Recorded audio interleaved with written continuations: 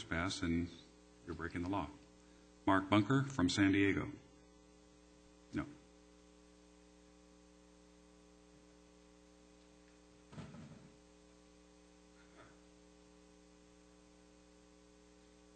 I was also arrested that day for the same trespassing charge. We went back a few days later on Saturday. The exact same thing, no problem. Walking through the driveway, sheriff's deputy said fine. Anyway, bear with me for a moment, Mr. Stone, and you mentioned that you were Jewish. I'd just like you to imagine for a moment that this building is run by a rabbi.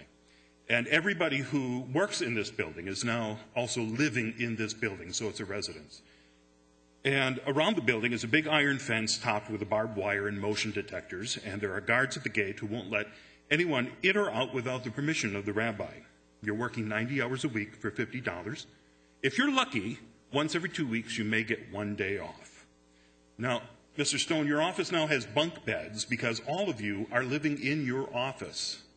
And it's crowded, and maybe Mr. Wilson one day says, boy, this sucks.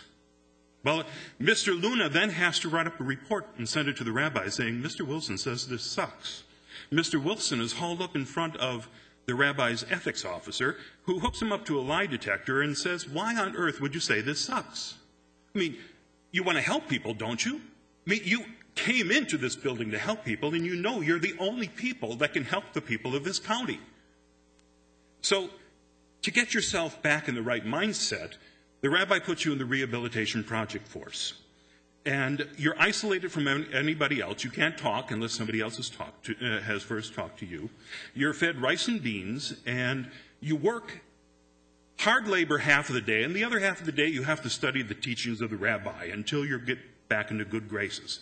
Now that could last for months or even years. And during that time, Mr. Wilson's wife, his children, his grandchildren may not even have an idea where he is or what his health is like.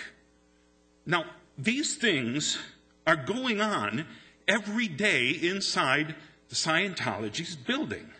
The people, Mr. Wilson's wife couldn't reach to somebody outside this building because their phone calls are monitored and their mail is read. I'm telling you, if this was happening in this building, I would be outside this building protesting for your rights, Mr. Stone. There are people in this county who need your help. And it's not David Miscavige who's causing these abuses. It's the people who are actively in there who can't turn to you for help. Thank you. Thank you, Mr. Bucker.